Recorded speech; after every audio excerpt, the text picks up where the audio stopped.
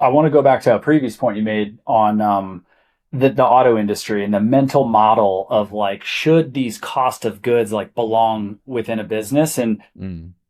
I tend to think that like that mental model doesn't necessarily apply to what we do, where we're building these custom homes where sort of everything is unique, right? We're not building a repeatable product where you can amortize these cost of goods with large volumes and get these sort of economies of scale. We're building these sort of like one-off products where on the front end too, we know that those costs are custodial in nature. We're stepping into a project knowing that, back to that $2 million example, hey, 2 million of this 2.4 is actually belongs to these other independent corporate entities that have their own licenses, their own business structures, right?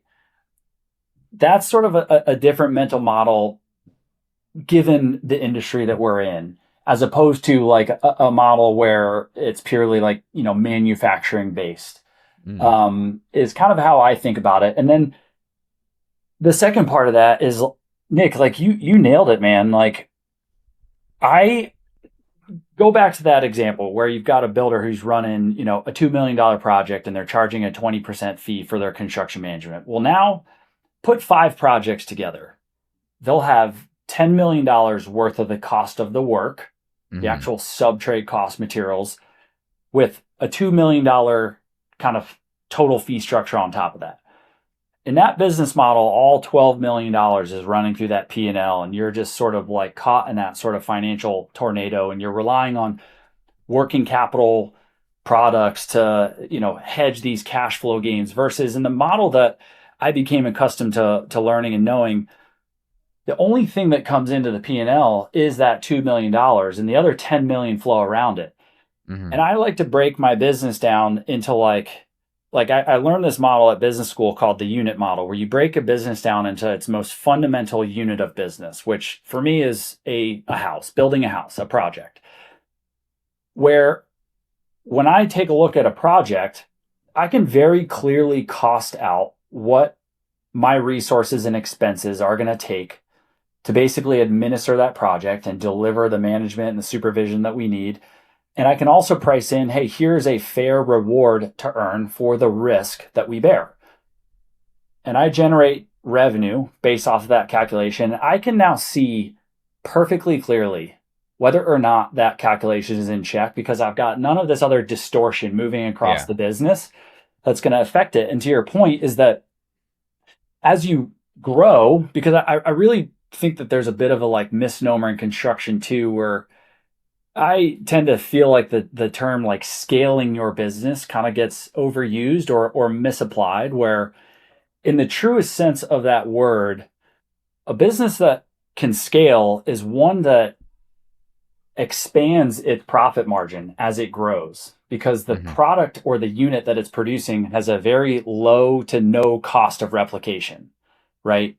But for what we do, for every single unit of business we add, at least in my business, if I want to add and build another house, I've got a commensurate amount of expense that goes with it.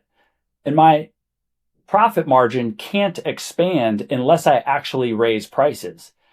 And what I feel like a lot of builders fall victim to is they can't see that profitability perfectly clearly. So as they are growing, they're starting to add resources and costs that are actually compressing their margin. And they get to that point where now they have, $12 million worth of volume, but they've actually really compressed their profitability because they weren't able to see how it impacted each unit of business along the way. And that's kind of why you always hear builders say like, oh, I was making more money at this level That's of volume every than the other. builder. Like that's Exactly. every single builder. It's not, and I'm in that position right now where we have 6 projects and I have 5 full-time project managers, and every unit of business, each one of those 6 projects, more or less the economics look exactly the same, right? We're charging cost plus. We're like cost plus 16.5%, depending on the project. It's still a highly competitive marketplace out here, Mm-hmm. but it's allowed me to grow in a way that I actually have not needed to bring on additional overhead. Meaning, because all of that like $10 million doesn't flow through the business, I've been able to grow to a point where I don't have to have all of these financial resources running our P&L. Like I don't have a bookkeeper. I don't have a controller. I use my CPA at tax time when we have to file our taxes that are way simpler. And as a result, I've been able to keep our business very lean and mean, which means when I go to price work, I can actually tell clients, like I lean into this in my sales rhetoric, that this is a model that has allowed me to understand my profitability where I can afford to price very efficiently because I don't have probably on the order of magnitude of $200,000 worth of additional overhead that I would have if I was trying to be the bank and running all the funds through it. And so it's a tremendously valuable like position to be in from a business owner, but it's one that I also lean into in my sales rhetoric with clients as well, because I sort of like speak to all those pitfalls and I tell them, hey, this is the structure upon which my business is built. And when we launch this project, you're going to have a dedicated trust account where your funds can go and no one else is going to be able to touch them. They're not going to get commingled with other projects. And the cost of that service, you are going to pay for, Mr. and Mrs. Homeowner, because that is the cost of the financial infrastructure to move your money in a very secure and transparent way. And the cost of that is so minimal relative to the investment that they are making that it becomes kind of a no-brainer decision to them. For one, there's a tremendous amount of value in it. But what I tell them is like, hey, if our next best alternative in lieu of this is for you to basically send all of your project funds through my business, and I have to take on a complete additional layer of overhead and expense to be able to manage that, such that the cost I have to charge you is going to actually be more. And it's just going to bring on problems in the business that I don't want to deal with. And I mean, the amount of people, like I had a client last year. This is where I think it's a huge sell to the homeowner, is that I had a client last year. It was a smaller job for us. It was about $1 million. And, we're on site, we're interviewing, he's asking a bunch of questions, and he looks me dead in the eye. First time anyone's ever asked. He goes, "Are you financially stable?" And I was like, yeah. Like, even if I wasn't, like, what would I say in that moment? Like, oh no, we're a train wreck. But I was like, yeah. And he goes, all right, just making sure. I've dealt with, contractors, and we have a client right now that interviewed us and really wants to move forward and has been asking very similar questions. And when, we chatted, I'm like, this is what they want to hear. Oh wait, all of this is hyper controlled, hyper secure. It's one account for this project. And, because everyone has a horror story. We have a client right now. It's like, they're asking about our 45 White Oak investment. And it's like, hey, how does that impact your day-to-day business? And they, and they want to make sure it's separate, and it's like a separate LLC, blah, blah. And because they're like, we had our last builder, went, belly up on a development project and literally just disappeared one day. Fails all this time. I mean, the industry has been struggling with this problem for quite a while, and segregating the capital is part of it. Like that definitely helps. That cleans up the like audit trail, so to speak. Yeah. But really the bigger piece of it is actually getting those funds that don't truly belong to you off of your balance sheet. That's what's going to allow you to see the profitability of your business. That's what provides the financial protection to your project owners. That's what provides the speed of payment from, who owes it to who has earned it.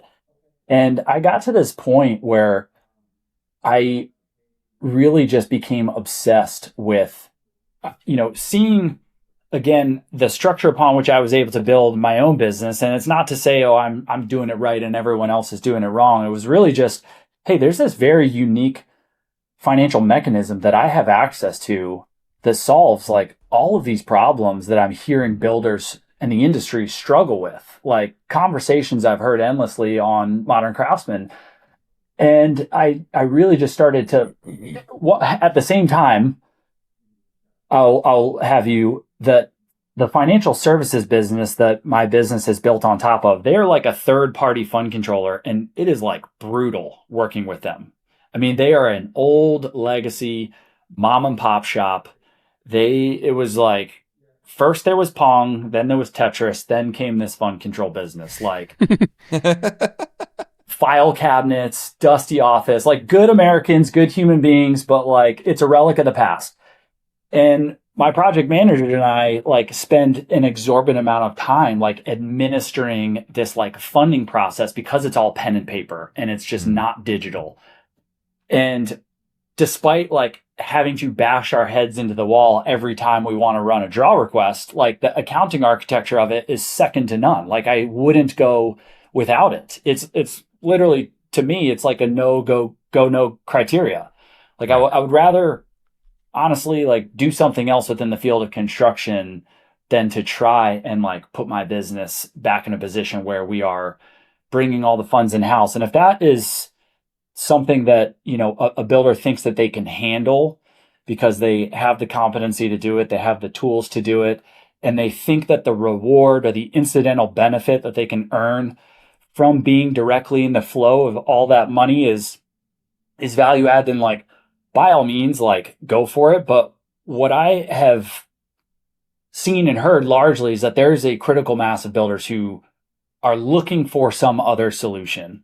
And they're looking for a way to not have to exist in this fatal funnel, because it really doesn't just affect the builder. I mean, it extends to project owners, lenders, subcontractors, suppliers. Like this pay chain that we've inherited where money has to go like from the top of the food chain all the way down to the bottom, where you play this game of financial telephone, like that, it's not by design. Like no one intentionally said this is the best way for this industry to operate. It's kind of just like how it's evolved. And now the industry is so hyper fragmented that it doesn't make sense at all. We got to figure out a different way to move money. And that's what set me off on this path to say, there's got to be a way that we can take all of these like intuitive modern day financial tools that allow you to move money instantaneously, whether that be the PayPals, the Venmos, you name it,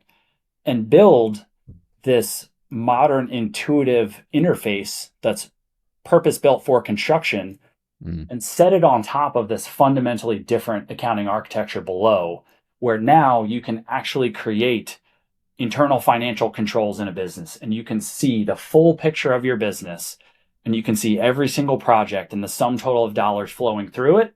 But now the only thing that actually comes into your operating account is your organic fee for this, you know, service you provide.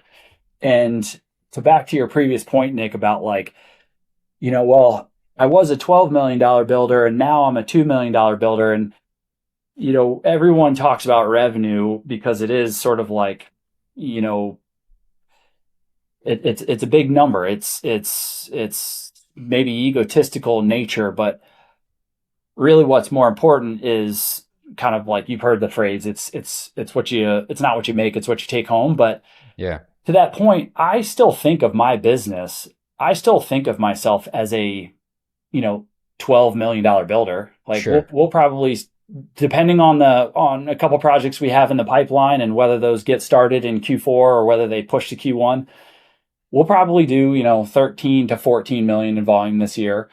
And I still think of my business through those terms, because you have to ultimately understand whether the reward you are earning, whether the profit you are collecting is fair and commensurate with the total amount of risk you are sort of putting on the line, which is, you know, another thing that I think very long and hard about is that I have this kind of building philosophy where, you know, in my kind of sales rhetoric to clients, the way that I'm able to sort of like push our product forward and elevate is that I tell them like, hey, if we are able to build this project in such a way that we can use the best trades, the best materials, we can use the best building practices, and we can put forth a house that we know we can stand behind, that theoretically allows me to lower my long-term risk. I'm comfortable charging a much tighter construction management fee if we are able to build in this manner. And it's sort of like kind of a no-brainer situation for someone who's investing in a multi-generational property. So my point being is that you still need to understand the totality of the volume, because I'm constantly assessing, hey, this net profit margin that I'm making in my business, is that fair and commensurate with the $13.5 million of construction we're putting forth, given the quality and the caliber that we're putting out?